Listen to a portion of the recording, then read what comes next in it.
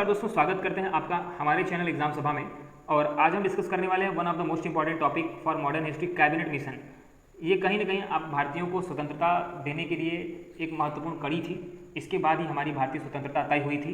ठीक है, काफ़ी कुछ बातें हम सुबह समझने वाले हैं, तो शुरू करते हैं आज का वीडियो। तो क्लीमेंट जो है, Clement Attlee prime minister of Britain जो है आपका 1945 के आसपास बन चुके थे।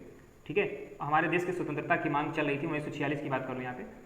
तो जो आपका लेबर पार्टी है वो आपका प्राइम मिनिस्टर लेबर पार्टी का था ब्रिटेन में, और वो जो चाहते थे वो इस बात से बिल्कुल सहमत थे कि भारतीयों को पूर्ण स्वतंत्रता दे देनी चाहिए। इसीलिए उन्होंने कैबिनेट मिशन को भारत में भेजा। तो पावर ट्रांसफर के लिए उन्होंने एक मिशन भारत भेजा। अब पैथिक लॉरेंस जो कि secretary of state of India बनकर के भारत आया था, और एस क्रिप्ट मिशन, आप जानते हो ना, क्रिप्स मिशन। तो एस क्रिप्ट जो है आपका president of board of trade, व्यापार का प्रेसिडेंट बन चुका था। तो ये सभी लोग जो है आपका भारत आने वाले थे, क्या लेकर के? कैबिनेट मिशन लेकर के। इसमें आपका लॉर्ड बैबल भी शामिल था। इसको मैंने पिछले वीडियो में डिस्कस किया है। ठीक है, बैबल का प्लान क्या था उसके बारे में डिस्कस किया, जिसको सिमला कॉन्फ्रेंस के नाम से भी जाना जाता है। कई बार परीक्षाओं में आपसे पूछता है कि सिमला कॉन्फ्रेंस जो है कैबिनेट मिशन से कैसे अलग है, या फिर सिमला कॉन्फ्रेंस सफल क्यों नहीं हुआ, उस पर चर्चा कीजिए। तो फिलहाल बैबल जो था वो मिशन का हिस्सा नहीं था, लेकिन वह भी जो है आपका इसमें शामिल था। अब समझते हैं कि संविधान निर्माण करने के लिए उन्होंने एक बॉडी बनाने की जो ऑब्जेक्टिव रखा।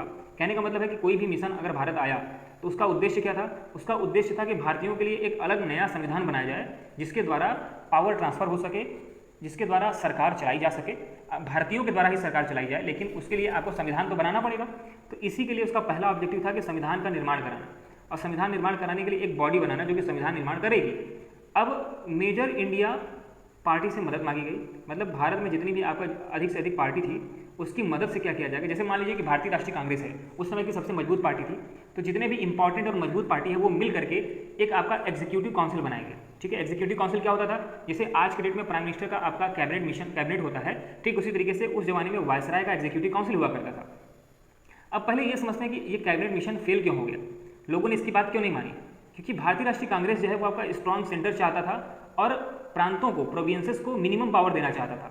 मतलब कि उसका मानना था कि हम क्वासाई फेडरल स्ट्रक्चर वाली गवर्नमेंट बने, लेकिन उसमें जो प्रदेशों की क्षमता हो, प्रदेशों की जो पावर है वो सेंटर से अधिक ना हो, सेंटर के पास वीटो लेने का अधिकार हो, सेंटर के पास कुछ रेसिडुअल पावर हो। ये सारी बातें वो स्ट्रॉन्ग सेंटर में देखना चाहते थे। अब मुस्लिम लीग की बात करते हैं। तो मुस्लिम लीग स्ट्रॉन्ग पॉलिटिकल सेफगार्ड चाहता था संविधान में। मतलब वो चाहता था कि संविधान में ऐसी बातें इंक्लूड की जाएं जिससे कि हम सुरक्षित महसूस करें। मतलब मुस्लिम, जिन्ना का मानना था कि मुस्लिम सुरक्षित महसूस करें, ऐसा सेफगार्ड संविधान में जिन्ना लीग के द्वारा चाहता था। दोनों में आइडियोलॉजिकल डिफरेंसेस देखने को मिले, मुस्लिम लीग में और भारतीय राष्ट्रीय कांग्रेस में। ये असफल होने का आपका कैबिनेट मिशन का बहुत बड़ा कारण रहा। मई 1946 की बात है, जब कैबिनेट मिशन ने देखा कि यार ये जो हम चाहते थे वो आपका उसमें हम सफल नहीं हो पा रहे हैं, तो उसने क्या कहा कि देखो, हम नहीं जानते कि तुम लोग क्या चाहते हो, लेकिन हमारे हिसाब से कुछ ऐसा होना चाहिए।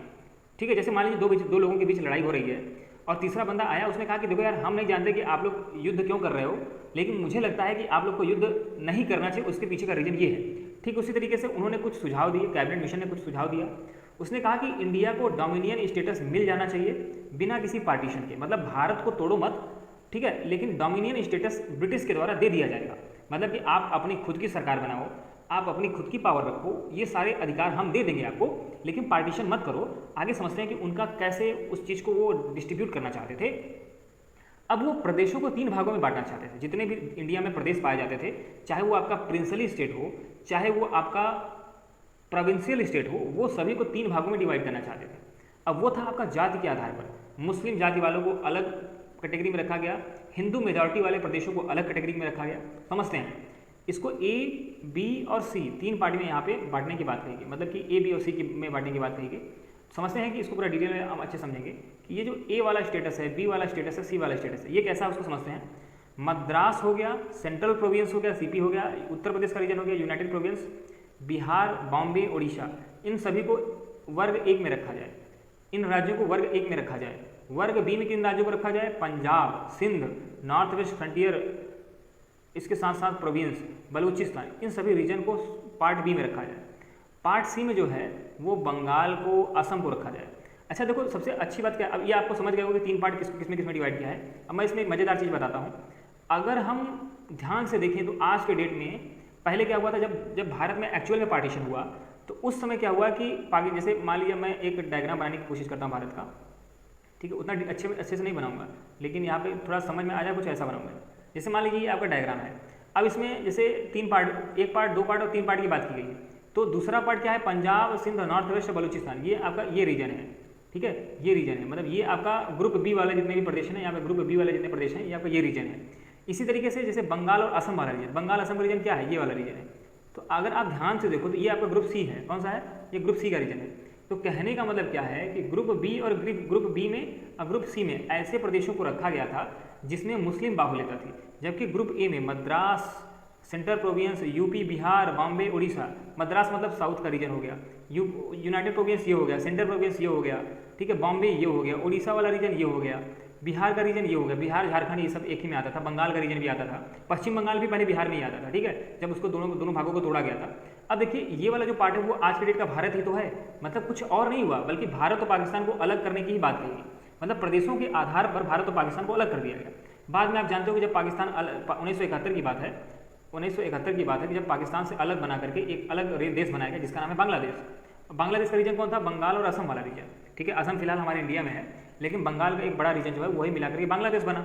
और आपका ये जो पंजाब, सिंध, नॉर्थ वेस्ट, बलूचिस्तान है ये आपका पाकिस्तान में चला गया, और आज के डेट में ये जो है वो आपका इंडिया है। तो सिंपली जो उसने कैबिनेट मिशन में सजेशन दिया गया था वही आज के डेट में लागू है, लेकिन उस समय क्या कहा गया कि मात्र एक ही सरकार बनेगी, वो मात्र एक ही सरकार बनेगी और प्रदेशों की संख्या 3 हो जाएगी, मतलब 3 अलग अलग तरह के प्रदेश होंगे। मुस्लिम मेजॉरिटी वाले स्टेट बी और सी होंगे, जबकि हिंदू मेजॉरिटी वाले स्टेट जो है आपका ए होगा, ठीक है, ये बात आपको समझ में आ गई, उम्मीद करता हूँ आपको।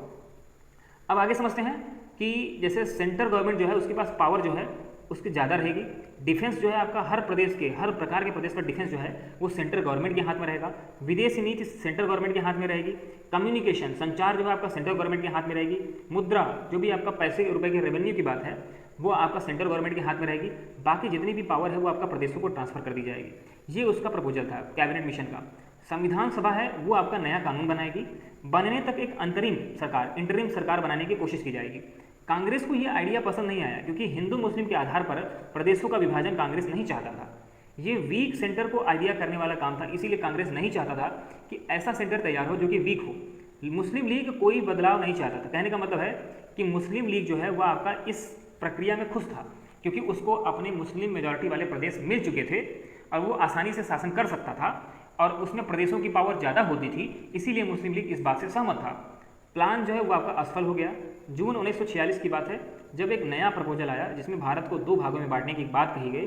इसमें भारत अलग हो गया, पाकिस्तान अलग हो गया, कुछ और नहीं किया गया।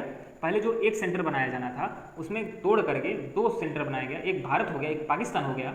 पाकिस्तान के रीजन में वही स्टेट आए जो मैंने पहले बताया, पाकिस्तान के रीजन में आए आपका ये वाले स्टेट, बी वाले और सी वाले, ये स्टेट जो है आपका मिल करके पाकिस्तान का निर्माण किया और ए वाला जो है पूरा पूरा भारत था। अब थोड़ा सा आगे समझते हैं, मज़ेदार चीज़ इसको समझते हैं।